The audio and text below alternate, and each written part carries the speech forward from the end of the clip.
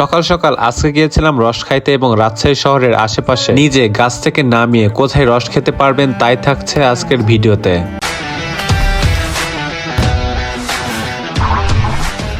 আসসালামু আলাইকুম, সবাইকে স্বাগত জানাচ্ছি নতুন আরেকটা ভিডিওতে। তো শীতের সকালে এই রস না খেলে কিন্তু শীতের পূর্ণতা ঠিক আসে না, আর আমরা সচরাচর যারা শহরে থাকি তারা কিন্তু প্রায় এই সুযোগটি মিস করে থাকি। তো যাই হোক, খুব সকাল সকাল বের হয়ে আজকে আমরা যাচ্ছি মূলত রস খেতে। আমরা 3 বন্ধু মূলত বের হয়েছে বাইক নিয়ে আজকে রস খেতে, এবং আমরা যাবো কাটাখালীর দিকে। আর রাজশাহীর এই ভাইরাল লাইট নিয়ে কিন্তু নতুন করে কিছু আর বলার নেই। কাটাখালী বা বানেশ্বরের আশেপাশে কিন্তু আপনি খেজুরের গাছ পাবেন এবং এইখানে খেজুরের রসও পাবেন। তো প্রথমে আপনাকে কাটাখালী বা বানেশ্বর বাজারে আসতে হবে, এবং আপনি যদি কাটাখালী আসেন তাহলে এখান থেকে আপনাকে আরো সামনের দিকে মুভ করতে হবে। আপনি ভ্যান বা বাইকে করে কাটাখালী বাজার থেকে হরিয়ানের দিকে মুভ করবেন, এবং হরিয়ান স্টেশন পার হয়ে আপনি খেয়াল করবেন রাস্তার পাশ দিয়ে সারি সারি খেজুরের গাছ। সচরাচর কিন্তু আপনি সকালে এরকম পরিবেশে কাউকে রস বিক্রি করতে দেখবেন না, কিন্তু সামাজিক যোগাযোগ মাধ্যমের কল্যাণে এই এলাকার লোকজনও কিন্তু বেশ আপডেট হয়ে গেছে। আপনি এখানে আসলে দেখতে পাবেন অনেকে রস নিয়ে বসে আছে, তারা মূলত রস বিক্রি করে। তো যাই হোক, আমরা বাইক নিয়ে আসতেই খেয়াল করলাম এক চাচা রস নামাচ্ছিল, এবং আমরা চাচার সাথে কথা বলে 1 লিটার রস নিলাম। আমাদের সামনে চাচা একদম অথেন্টিক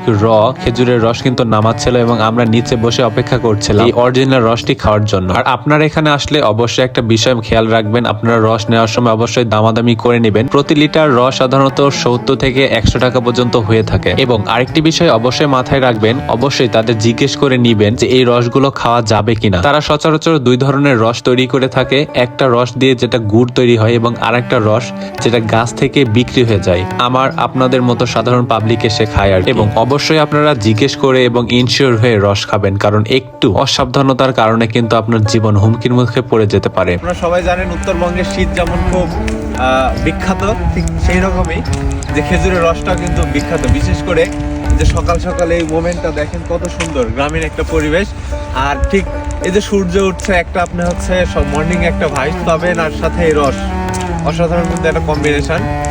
আজকে আমরা ট্রাই করে দেখবো একদম হচ্ছে গ্রামের একদম র ভিউ, আর সাথে হচ্ছে এই রস।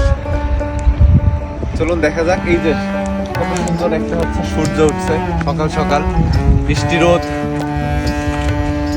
রস খেয়ে দেখবো। আর এই হচ্ছে রস একদম মাত্র গাছ থেকে নামানো, দেখেন একদম।